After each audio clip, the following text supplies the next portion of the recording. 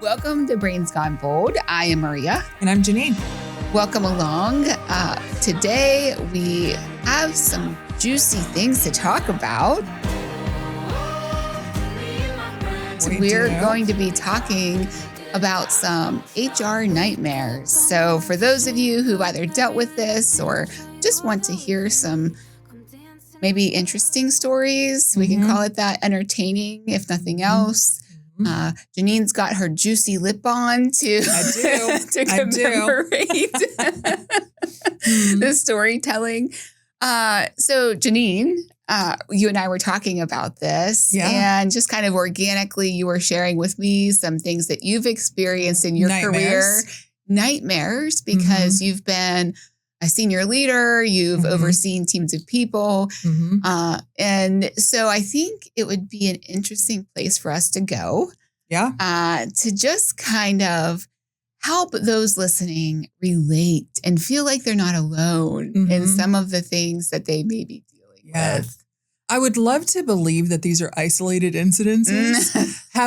Incidences? Is that the right word? Okay.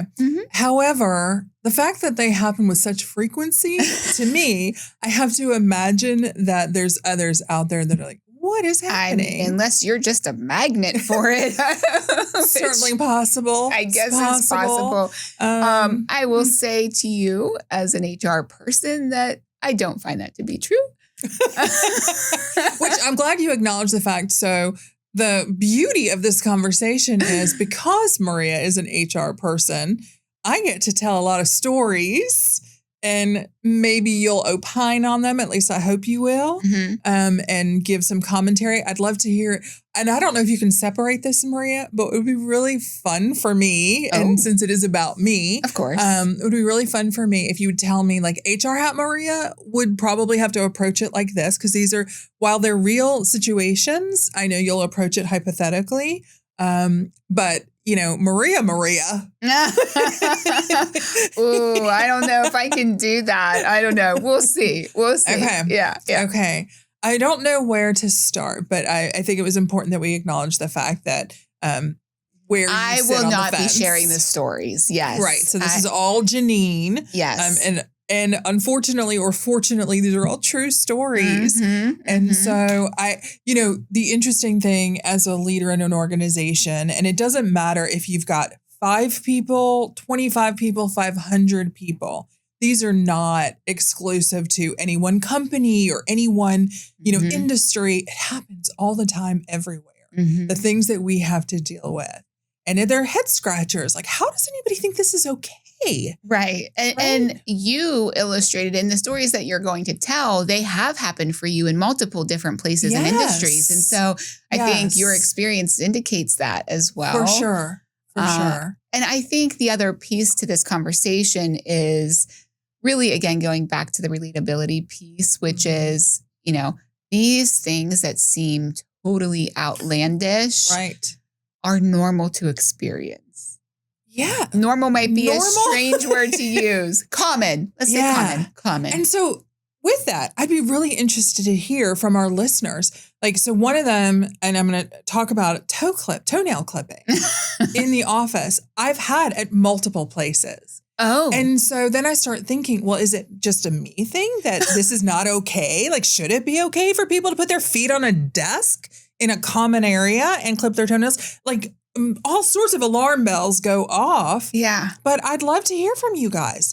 Should this an okay practice or should this be an okay practice? Right. So this toenail clipping thing, in this one company, I had an office, but everything else was open seating. And so, and I always had my door open so you could hear what's going on the floor. And I love to get there early. Even though it doesn't show now in my life, I am an early riser normally and would get into the office usually hours before anybody else would come in there because there's work that has to be done. It's nice and quiet. And it's nice and quiet. And once people start coming in, they, wanted to get my attention on different things. And so that was my time. And so people had just started filtering in and I hear the unmistakable sound of a nail clipper, that click or clink or whatever the sound is. And I'm like, no, I'm not hearing that. No. And so I go back to, and then I hear it again. I'm like, oh my gosh. So I, like a turtle picking out of its shell, I kind of walk out and I can see that there's people milling around, and we happen to have a cafeteria in this particular building. And so I see this person in this unmistakable hunch, and they were probably not just rows and rows over. This is a very large building, but they were also, in a different section. Wow. So it was a loud clip, you know. And so I can see, and so I start like making my way over there. I'm not even secretively like, right. I am like walking toward them. And this woman is sitting there with her foot up on like the counter, the desk where the computers and everything else is. And people are around her. She's got her food, her clamshell, styrofoam thing sitting here with her foot, and she's clipping her toenails. Oh.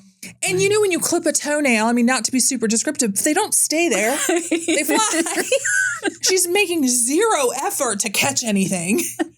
And, of course, all of those thoughts go through your head like, oh, my God, her food and people. And, right. And why is this happening? Right. And so I said, hey, so-and-so, you can't clip your toenails here. Is that a line you ever thought you'd say at work? And she was like, why not? And I said, well, you fight that like because it's gross. Right. I was a VP. Did you know what in this to say? role, and it felt like it was slow motion. And I said, well, it's unsanitary for one thing. Mm-hmm. There are people around here.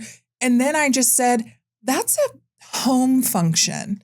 That's not a home, like HOME. That's not an office function. Right. That needed to be taken care of before you came to the office. Right. And she was like, well, I had this hangnail and it was bothering me. And then, since I was sitting here and I had my clippers out, I just figured, and I was like, I'm so sorry, but you need to put them away. Mm-hmm. Please see if you can clean up, find the clippings, because it's unsanitary. Right. Well, right. She was so mad. And now, meanwhile, I wasn't speaking at this level. I was saying it's just really unsanitary because I wasn't trying to make a spectacle of her, even though she made a spectacle of herself. Right. And it's just really unsanitary. So I need for you to try to clean up, find this stuff. If you need to use the restroom, go do that. Yeah. But I need for you to.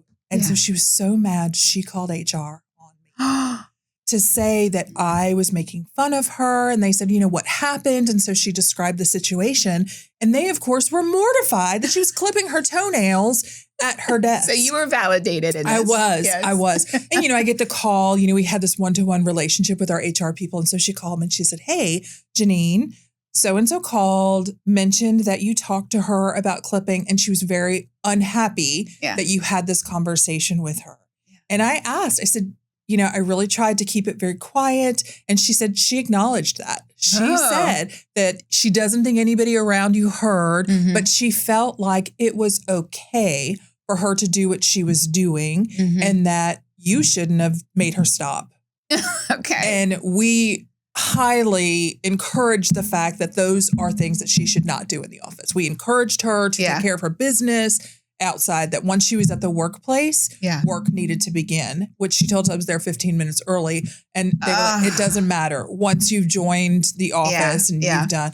And I was shocked that I was here because I wasn't going to call HR and go, so-and-so was on the floor clipping their toenails. Like it was a non-issue. You know what is so interesting to me in this, beside the whole thing is, just to be honest and clear here,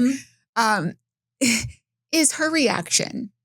So when I think back to earlier career Maria, and I don't know where this person was in their career, but honestly, even still today, if I was in a situation where I had someone, I don't really have anyone in authority now, but I was 3 up from her. Yeah. But if I had someone in authority come to me and say, you can't do that here, I would have mortified. Right. Yeah. And it felt like I was in trouble and immediately apologized profusely. I probably would have gone home and cried. Okay.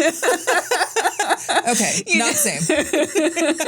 I would have definitely felt bad. But I would have felt bad. I certainly would have stopped doing it. But this is just so interesting to me that there are people, and certainly I've experienced them in my role too, that respond defensively and like, you're the one who's wrong. Right. Right. And I guess we should assume that based on the fact that she was doing it, period, she thought that it was fine. Of course, she's going to think you're wrong. Yeah. But I just genuinely, I don't get it. Yeah. I don't get it. Why would you That's a tough one. Yeah. think that that's okay? Right. Why would you think that was okay? Yeah. And like I said, it happened again there, not with her. It was somebody else. And it wasn't their toenails. It was their fingernails. So this was part of the culture. Maybe. And I just happened to come into it. But I've also had it at other companies where I hear the nail clipper and, find the person and have the conversation. And they're like, oh, okay, sorry. This was the only one that was really like, why is this a problem? Yeah. So, and listen, let me acknowledge the fact that I've had, a little snag, you're doing something and it catches and then I pull my clipper out and I quickly get that piece or I get the file or something and then go back to whatever. But this was a full on grooming moment. This was not. So this is where the policy comes in, which is there is no personal grooming at work. And that is but there's no nail clipping at work. Yeah. And so the personal grooming is, I think, open for interpretation. Because think about this. How many times have you done it yourself? I've certainly done it where I'm at work and I reapply my lipstick. Is that personal grooming? Right. And I do it right at my desk because I'm getting ready to go on a video call. Right. I don't take the time to go to the bathroom and redo. I just do it in the moment and keep it moving. Yes. And so is that personal grooming? And so that's the problem, right? You get into those conversations with people where they then start nitpicking because you told them something. Then like, what about this? What about that? And like, oh God. Tearing it apart. Yes. So those are tough and they're also real. I know you've seen it. And, how did it happen? Oh, yes. I'm interested, though, if anybody's going to go, what's wrong with that? Well, so before you even went to describing what you said to her in response, I was going to challenge you on that, which is in that moment, did you know why you wanted to say to her, you can't do that here? Like what was going through your mind in terms of what was wrong with it? Yeah. And because it is interesting to me that there are two very different perspectives there, but you already elaborated on it in your response to her, which is it's unsanitary. Right. And to have nail clippings flying everywhere throughout the office is also very disgusting. It is. And that's the interesting difference, right? So in my office, and as I was walking, I'm like, that is so gross. That is so disgusting. But if I would say that to her, that would be inappropriate. And she would have every reason to call HR because, I mean, it's not that I was making fun of her, but that's not a good approach. And so, but I had to work on because it's unsanitary. Right. Because it is. Yeah. It just is. And then, I wanted to also go, and your food is right here. Like, how? Like, you're going to have a nail clipping in your food. Like, care. It's so gross. She didn't care. It's my toenail. Right. It's her toenail. Right. Oh, it all comes from the same place. Yeah. I can't think about it too much, but it's not isolated. That's the thing. It's not isolated. And that's why having policies, that personal grooming thing is really important because I'm not, if somebody else was sitting next to her and doing the same thing, it would be the exact same conversation. Right. It's not, I wasn't singling her out. Yeah. It wasn't, about her at all. It was about the action. And what you brought up is really important and difficult. From the HR side of things, when we talk about policies, which no one likes to talk about policies, but it is the first place that employees will go. Tell me where that's spelled out that I can't do it. It's black and white, and then you get into this spiral as an HR team of how much detail do we have to go into in a policy. So to your point, do we have to define personal grooming and where's the line line drawn? And it changes, right? Those standards change. Like I think about a man with a beard. Some organizations, like Disney's a great example. I never worked for them, but I've heard that, and I don't know if this is still the case, but you can't have hanging earrings if you're a girl. Well, now they've had to update because men more frequently are also wearing earrings. Right. Even nose jewelry is much more common than it was. But at the time, their handbook showed no nose jewelry, no nail polish, no visible skin tattoos. Yes. They were very specific because of the image that, they are portraying, which I totally get. Yeah. But now you're in this position where you have to keep updating because, again, earrings, the gauge earrings, all of that stuff and visible tattoos are, so much more of a thing now. It's the norm almost. It is. Yeah. And it is an interesting time. Of course, yes, to your point, they have to constantly be updated for those reasons, for legality reasons. The laws change all the time and sometimes feels like overnight. Right. And so it is a battle to continue updating the policies and also doing it in a way that people understand. Right. Which is, from my practice where I come at it from, which is how can we write this in a way that people understand it and it's relatable. Common language. Yeah. Yes. Yeah. But, we are in an interesting time where with the different generations, and we're not going to necessarily get into that today, but with the different generations we have in the workforce now, certainly different expectations in terms of appearance and what's acceptable. For sure. I see that all the time with my clients because in a lot of cases, the folks who've been in the workforce for longer are the ones who are higher up in the organization, and they're hiring the younger people coming in who have way different expectations or on both sides. On both sides. Yeah. Exactly. Exactly. So you mentioned visible tattoos. I mean, even I come from the generation where that was just not a thing. Right. You covered yourself up as much as possible. Right. And Maria, the first time I showed my mom my tattoo, her exact words were, "What are you, some kind of hooer?" Because hooer is whore. Okay. But I mean, it was like, and it's on my ankle, right? It's not like, I had it was on my ankle. Yeah. And that's her generation. Yes. And so now to be where we are, where, it full sleeves, neck tattoos, and I personally find them beautiful. It's art, it's expression, it's all of these things. It's not for me. Yeah. But I appreciate other people and how they choose to express their art and their feelings and their whatever. Yes. But what are you, some kind of hooer? Right. I'm going to have to tease your mom about that. Which, by the way, mom has a tattoo. I was just going to say, she now has joined. She has 2 tattoos. Yeah. At 80 years old. At 80, which is amazing. Yes. Yeah. One of them is new. One of them is very new for her 80th birthday with my 18-year-old niece. I love that about her. Yes. Yeah. So, interesting story, of course. Do you have more where that came from? Lots more. Any that you want to share with us? So, it is interesting. Many of them are around personal stuff, right? I think about, I've got the guy who was clearly experiencing some major gastrointestinal problems. Okay. And, you and I talk about it in our program about communication, and it's really important to manage the expectations of others around you and communicating. And so I have to give him credit. We had this, it was kind of a startup in this particular business. And so at the end of each day, we all gathered around to talk about what we've learned, what we need to do differently tomorrow. And it was a really very collaborative space. And so while we're in there, you kind of take a, who are we missing moment? And this one person was missing, and my phone rings, and I had everybody's phone, numbers, of course, in my phone. And I looked down, I see it's him, and I was like, oh, okay, he's calling. Hold on, guys. And so I'm like, hey, what's up? And he's, like I said, he's clearly experiencing gastrointestinal distress. On the phone with you. On the phone with me. And he was like, I'm here. I'm in the restroom. And I don't think I'm going to make it. And I'm like, it's fine. Thank you so much. And you could hear the moment. And I thankfully did not have him on speaker.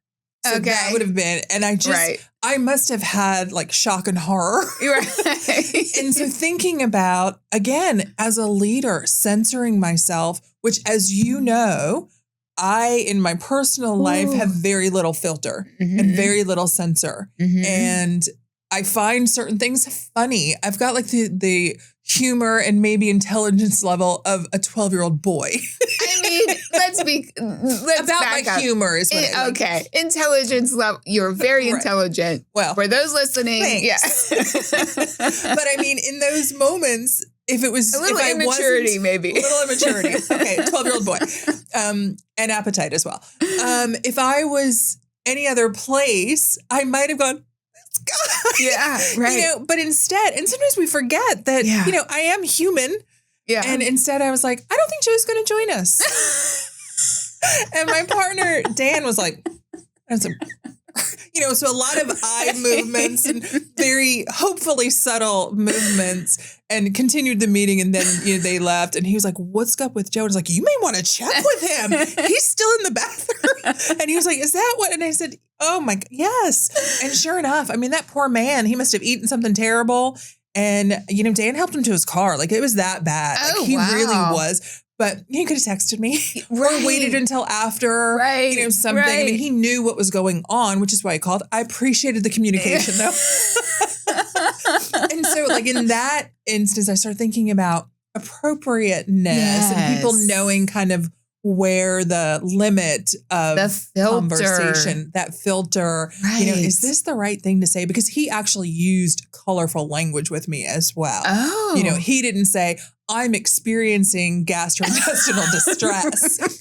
There was grunting. There was like, "I have the, shits." Like, it was. Oh, and my he was gosh. Probably older than I was at the time. Yeah. He's probably my age now, quite honestly. Okay. So, and really good dude.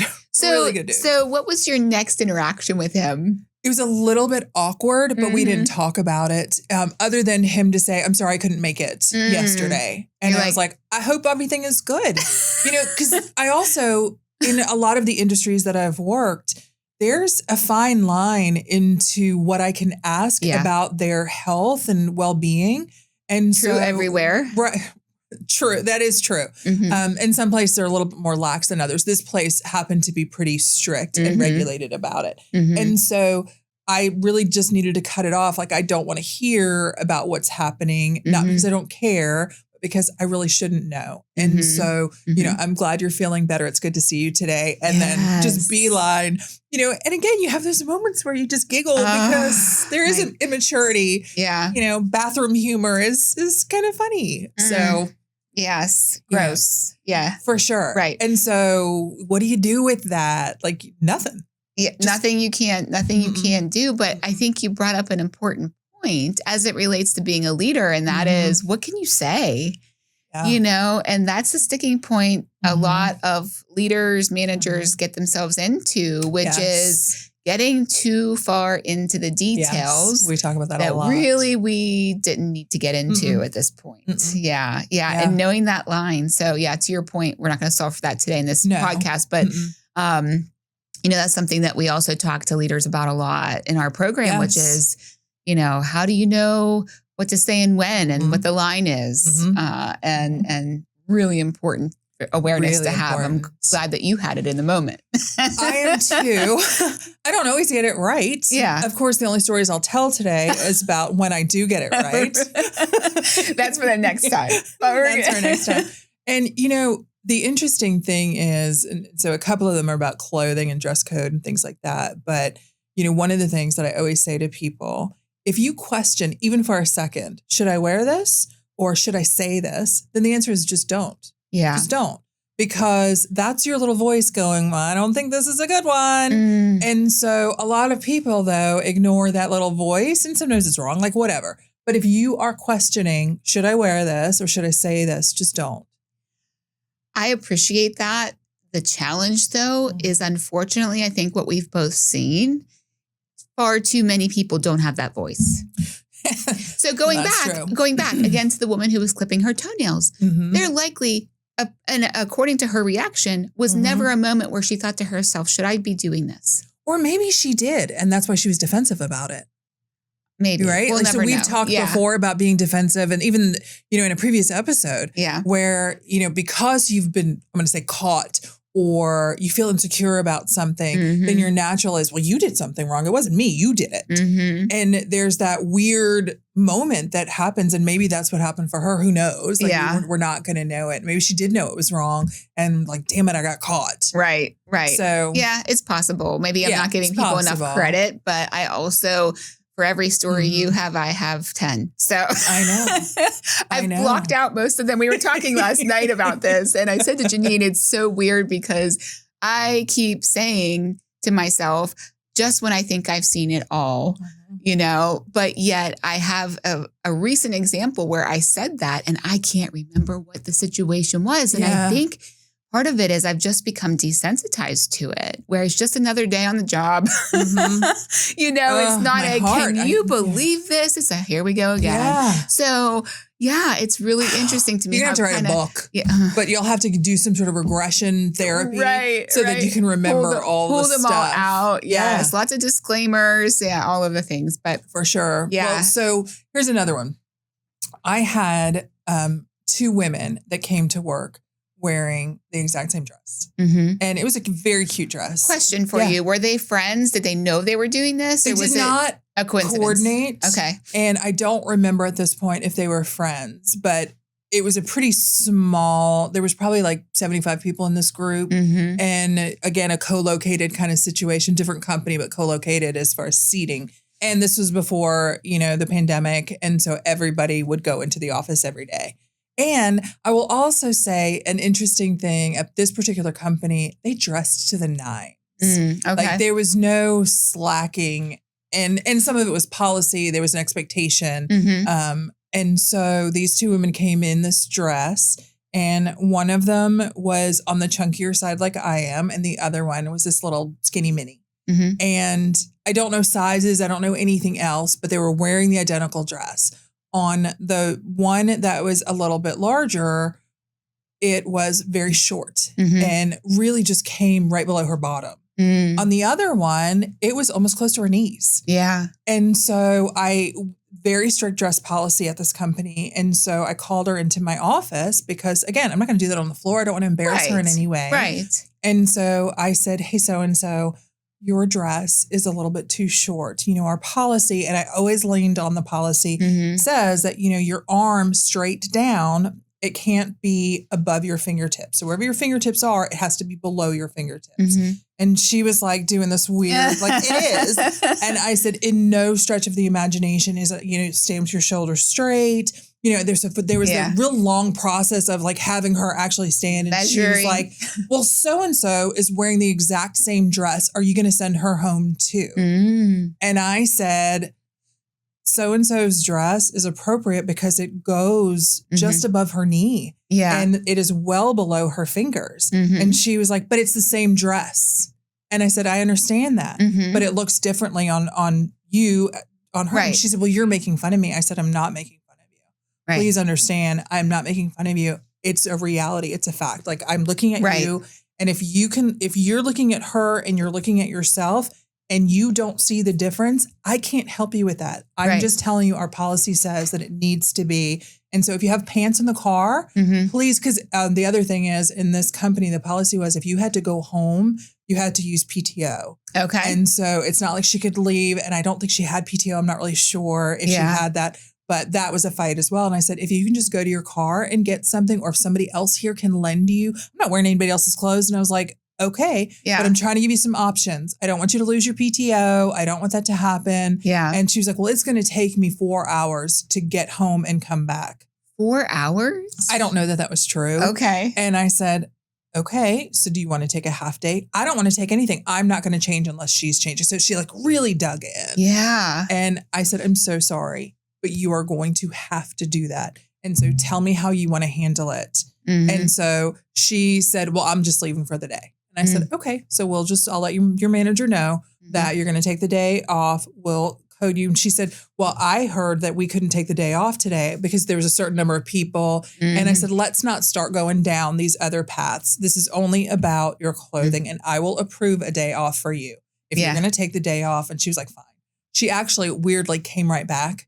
She had something in her car. She was able to change. And so all of this stuff was absolutely She was testing nothing. you. She was. And, having a policy and being able to be familiar with it and be able to, point to it is really helpful because then it's not subjective. Like what I was talking about with the toenail person, I would have said the same thing to the one next to them and the next to them and the next to them. Like it's just, it just is. There's no question about the fact that your fingertips and, it's just covering your bottom. Yeah. So there's so many things. Yeah. And again, we've talked about policies and I think that, first of all, I want to stop short of so many times and historically, the role of HR has been the policy enforcer. Mm-hmm. And today that is so far from all that HR does. And I just felt the need to say that because we are continuing to focus on policies here.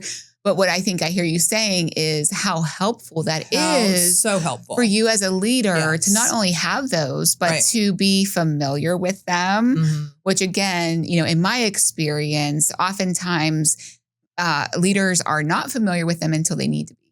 Yes. And so, it's, well, what is our policy? I don't know what our policy is. Well, you should, because you are the one responsible for enforcing it, not HR.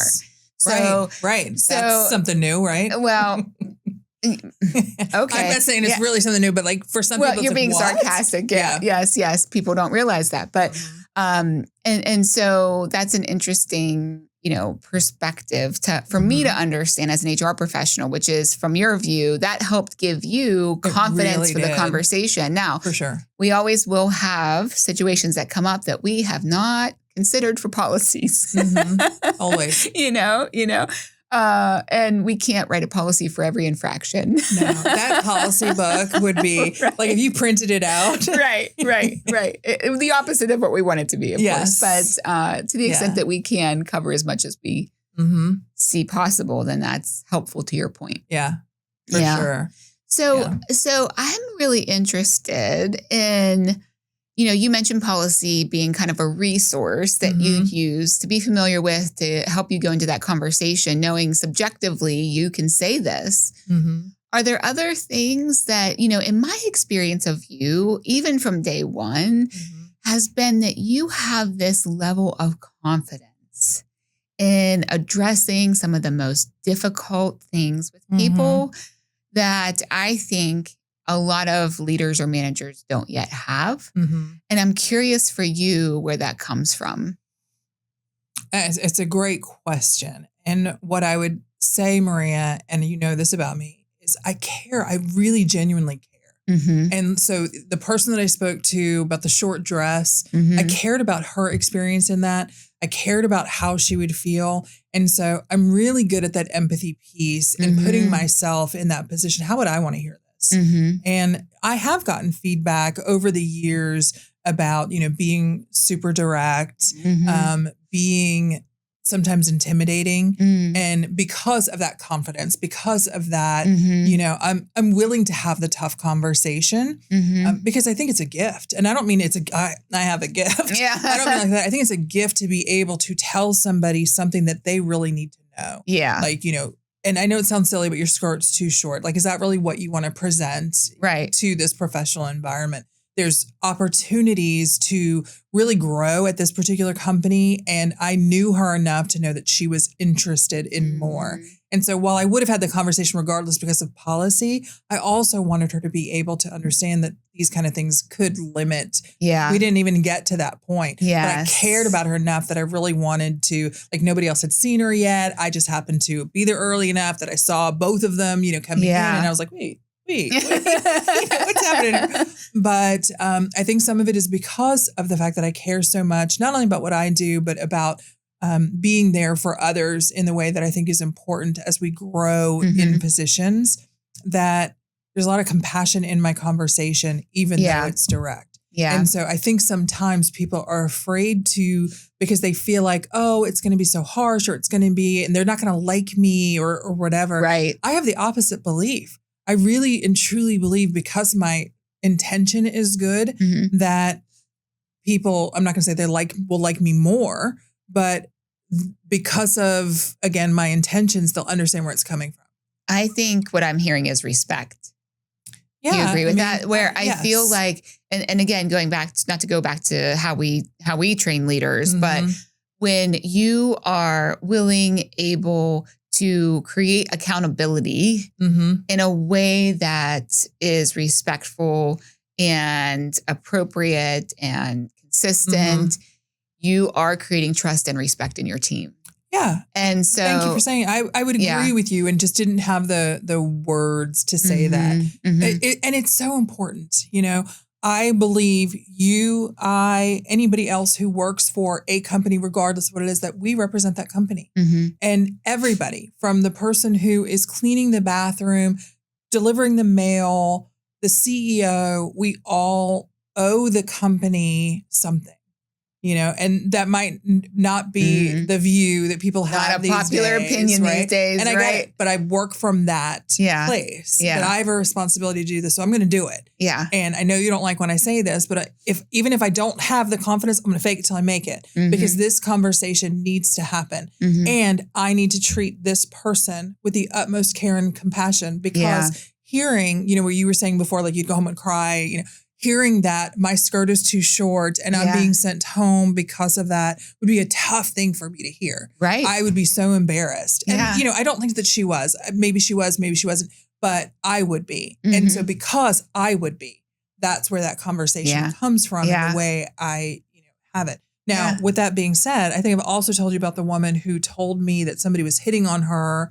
And when I asked, or like making her feel uncomfortable, and when I asked her enough questions, I had not experienced like having to have a conversation with somebody that wasn't a friend, and instead in a business role. And I was very concerned that she felt uncomfortable on the floor. And so having the conversation, come to find out the person had never said anything to her, never touched her, never whatever. And I said, I'm really having a hard time. I need to understand, why do you feel like this person, what are they doing that makes you feel uncomfortable? And her response was, and I will never forget this, girl, she's looking at me like she could suck the chicken off my bones. Oh my God. And it's one of the funniest things I have ever heard. And I had to sit across from her and just go, okay, I understand. Straight-faced. And I say that, I don't think I've ever said it to you other than to tell you straight, but I've said that to people before, like, you're looking at me like you can suck the chicken off my bones. Because it is so funny. I'd never heard it before, and it was hysterical. But how do you deal with that? Like, the woman, the other person was doing nothing wrong. Yeah. Nothing wrong. Yeah. And this person was so hell-bent that they were like doing something. Yeah. Yeah. And there's no rule book for that. There's no handbook. There's no guidance. Right. There's you just have to feel your way through it. Yeah. And if you come from a place of respect and compassion in all of those places, you get there. You get there. Which is where I was going, is also empathy. And so when you come at it from the angle of, how would I want this to be addressed if I were the one in these shoes, which unfortunately so many of us don't do that now. It allows you to have a different perspective. Yeah. That's not necessarily a perspective you have currently as a leader, which is, what the hell is going on here? Can you please just cut it out, is really sometimes what you want to say. Like, that's not happening. Yeah. They are not looking at you that way. Like, it's just, it's not happening. Right. Yeah. These are difficult for sure. Yeah. So do you have, if we have managers of people who are listening that may encounter some of these wacky situations or uncomfortable situations, do you have any kind of pieces of advice around how they can get some of that confidence that you have? Sure. I say sure. I would say, first of all, know your policies. Yeah. And I know it sounds so silly, but it really is very helpful. And you can't hide behind policy, because some things are unprecedented. You don't know what you don't know until you're in the middle of it. And so developing that confidence comes from a place of empathy, a place of caring, trying to, instead of jumping to, well, this is what you need to do, or you need to stop doing this, or instead of jumping to action, be curious, understand more, ask some more questions. And you can even, if you're uncomfortable with, digging in, you can even preface it by saying that, I know this is really awkward. And I'm sorry that I have to ask these, but please understand, I'm just trying to understand what you're telling me.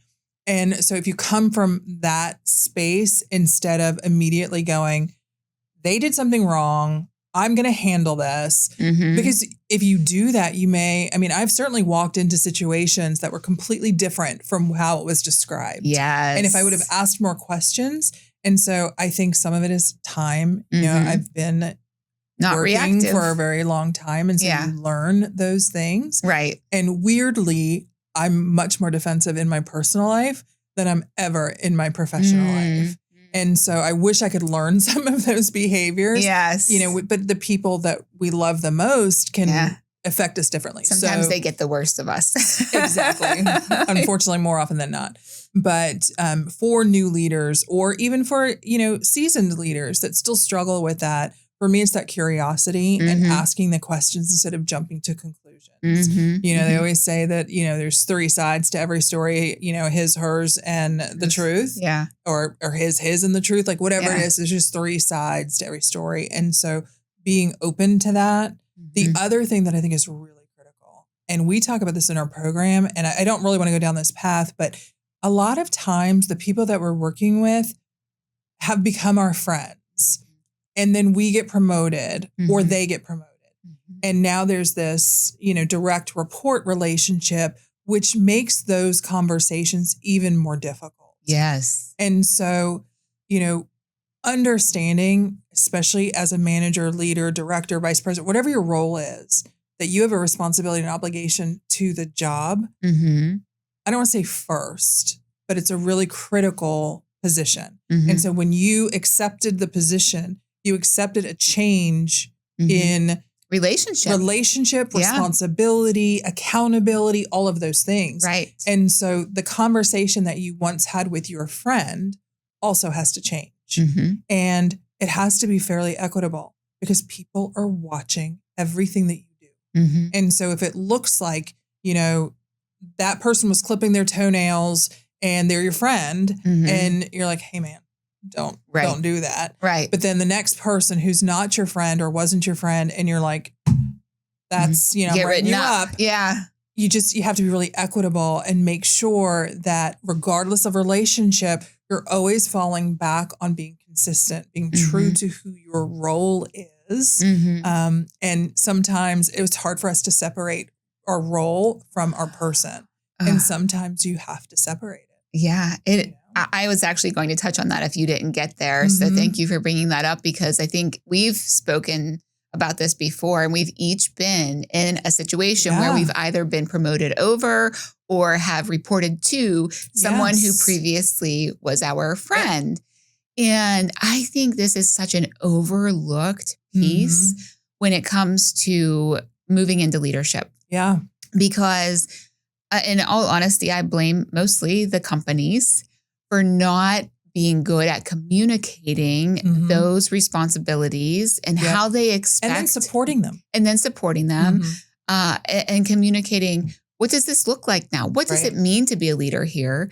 And not only that, but making sure to get buy-in from that person or to even learn whether or not this is something that person would want. So we automatically assume everyone wants to be a leader. Everyone's going to be good at being a leader. Boom, here you go. Here's a little more money. Here's a fancy title. Right. And go on your merry way. Where, that can be one of the most difficult changes to make when especially you've been working with your peers and you've established those relationships. Incredibly difficult switch to make. And so, it's funny because you made this comment that not everybody, wants to be in leadership. Yeah. And we say this all the time, and that has to be okay. Right. Because if everybody's a leader, who's doing the work that needs to be done? I'm not saying leaders don't work because I know that they do. Right. But there's widgets that need to be moved. Right. And if everybody is the chief, if everybody's in charge, then who's moving the widgets? Right. And so if you're really good at moving widgets, good for you. Yeah. Good for you. Right. Managing people is really, really difficult. Yes. It's a whole different ballgame. It's a whole different ballgame. People come with, all of their different flavors. Yes. All the different nuances and understanding that. And you have to be kind of like a jellyfish. You have to just be willing to do all of this. Right. And it's really tough. And so I'm proud of the people who know, not for me. Yeah. I like managing things. I don't want to manage people. Right. And I'm also proud of the people that go, I love managing people. And it's tough. Right. I'm one of those. I love helping people. And I don't even think about it as managing, helping people to grow and shape and mentor and develop and coach. And I love that. Like it charges me up when somebody, you can see the results of their hard work. You gave them some advice or whatever, but they put the work in. And it's just like, it's jazzing me up right now. Like I have like the chills. I love seeing that. Yeah. But that's not for everybody. Knowing that is really important. Some people confuse wanting more money and that's why they want to be, a manager, because maybe it comes with something like that, but find another path, find another path to more money. It's not always moving this way, could be moving this way. Well, and again, I'm going to go back to the companies. And of course, a lot of this is dependent on the situation, the size, the budget, all of these things.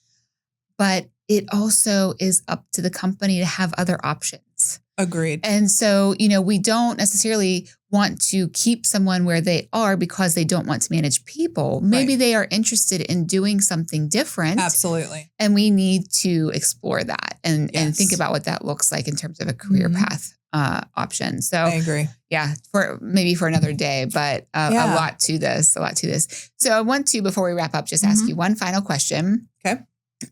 You mentioned at one of your roles, when you were dealing with a situation, you had I think you called it one-to-one relationship with your HR team.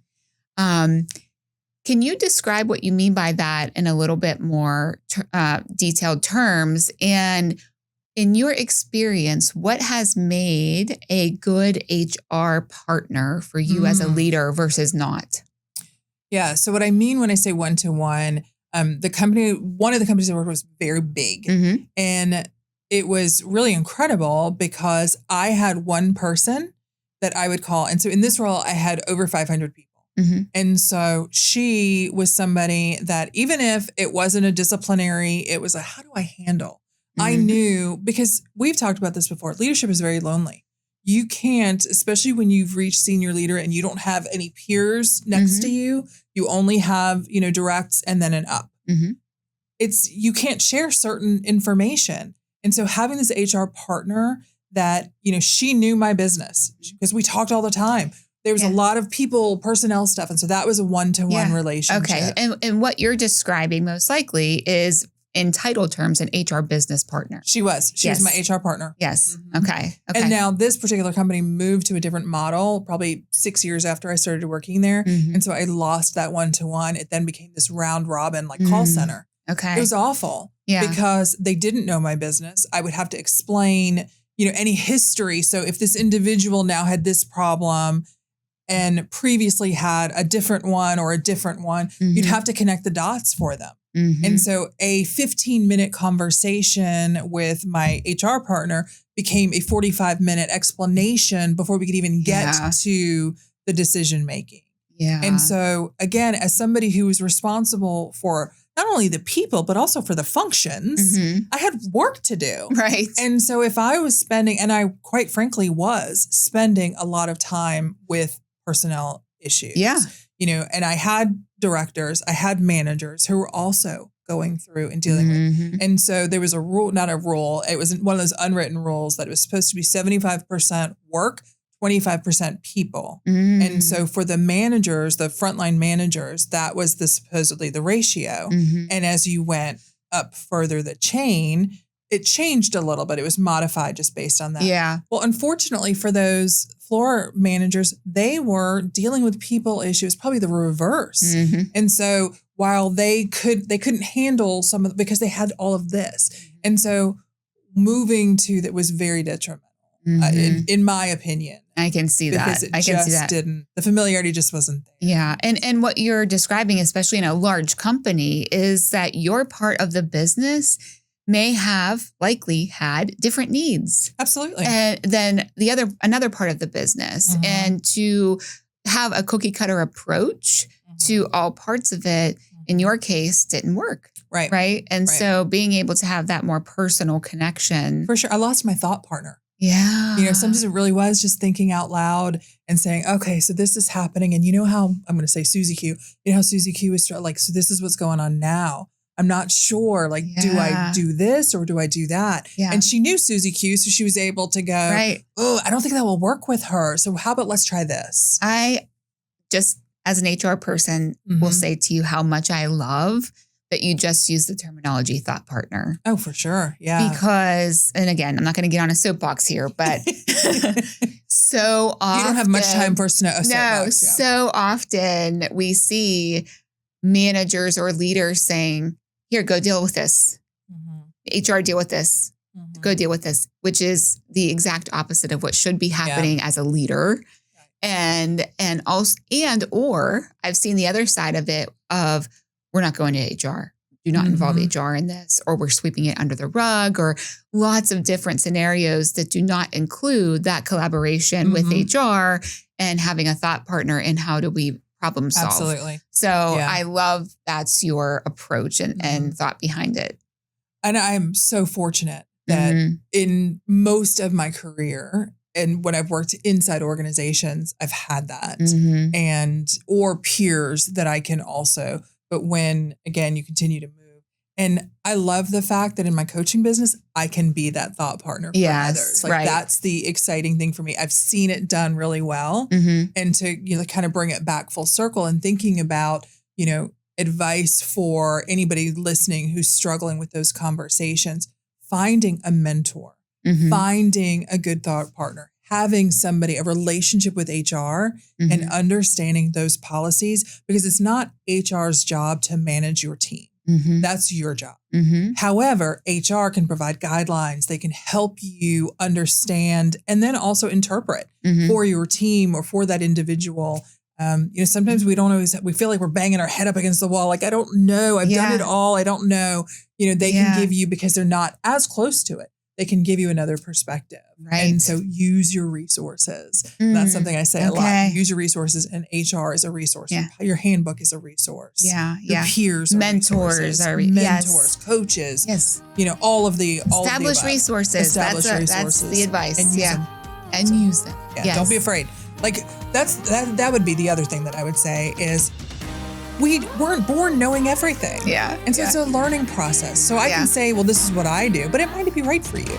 Or you got to find what works for you. But boy, navigating people's tough. It sure is. And thank you for those stories. I have a ton more. Oh, I know. We're going to have to come back to those another day. We need to wrap up here, but I'm sure we could continue on probably for many episodes with stories and I hope people send some of their stories. No names, no companies, no names. Yes. brainsgonebold@gmail.com. Yes. Thank you again for joining us. Hopefully you found this insightful, a little bit entertaining, relatable, and so forth. Of course, like and subscribe.